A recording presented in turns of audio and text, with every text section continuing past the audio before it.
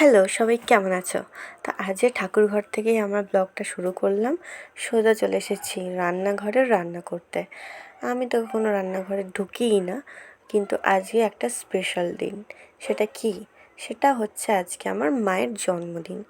এই যে দেখছো, সমস্ত বাজার হাট আমাকে আমার বাপি করে এনে 2000 দিয়েছে এবং years অনেক later. কষ্টে করে আমি সব রেডি করেছি। এখানে রান্নাবান্না সমস্তটা নিজের হাতে একা হাতে করার চেষ্টা করেছি, কিন্তু অবশ্যই মায়ের হেল্প ছাড়া সম্ভব নয়, কারণ আমি তো আর রান্নায় পটু নই। তাই মা আমাকে অবশ্যই হেল্প করেছে। এখন ওইদিকে বিরিয়ানিতে দম দেওয়া হচ্ছে।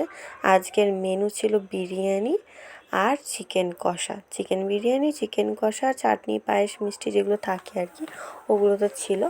এই যে ভোলু অনেক হেল্প করেছে আমাকে। আমাদের প্ল্যান ছিল মাকে একটা ইউনিক জিনিস উপহার দেবো, ও সেটা এই যে ও সেখানে প্যাকিং করে দিয়েছে। এই কাজটাই উনি করেছেন। Happy birthday to you, happy birthday to you, happy birthday mumma. Thank you. কি এটা এত ভারী কেন? এবার যে প্যাক করে যে মায়ের জন্য আমরা কি উপহার এনেছি, কিন্তু মা আন্দাজ তো ঠিকই করতেই পেরেছে যে আমরা কিছু না কিছু একটা করেছি। আর আমি তো ক্রিয়েটিভিটির মাস্টার মাইন্ড, মা এটাই বলে। তো আমি কিছু না কিছু একটা করব, মা এটা ভালো মতোই জানে। এবছরে আমাদের দুজনেরই পকেট ভীষণভাবে টান ছিল, তাই বেশি কিছু করতে পারিনি। খুবই স্বল্প আয়োজন, খুবই স্বল্পর মধ্যে এই বছরটা কেটেছে, খুবই সাদামাটা।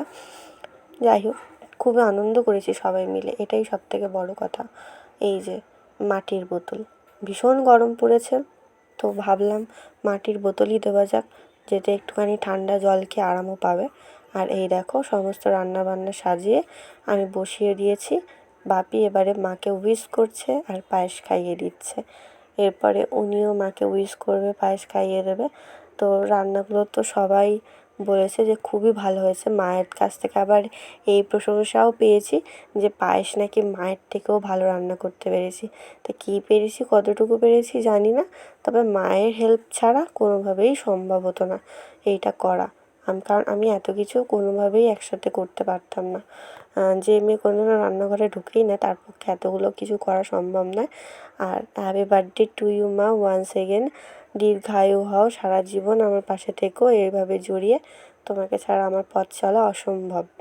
তো এইখানে আমি মাকে একটুখানি জল খেতে বলছি যে একটু খেয়ে দেখো। তো মাটির বোতলটা আমি নিজের হাতে সম্পূর্ণ পেন্ট করেছিলাম, আর আমার 5 ঘন্টার মতন প্রায় টাইম লেগেছিলো, কারণ আমি আঁকতে পারি না। আর মাটির সোঁদা গন্ধটাও আমি এখানে গায়েব করে দিয়েছিলাম। আর এই যে ইনি হচ্ছে আমাদের বাড়ির একটা নতুন সদস্য, যিনি দিনরাত একবার করে আমাদের বাড়িতে দেখা করতে আসে আর কিছু পেট পুজো করে যায়। তো এখানে লুচি করেছিলাম সকালবেলা, তো সেই লুচি ওনার জন্য রাখা ছিল, ওনাকে এটাই খাওয়ানো হচ্ছে এবেলাতে। তখন এত কিছু মেনু পড়ে গিয়েছিল যে মা সব খেতে পারেনি, তাই এখন বিকালবেলা মাকে সন্দেশ আর দইটা দেওয়া হচ্ছে। সন্দেশ আর দই উনি এনেছিল মায়ের জন্য।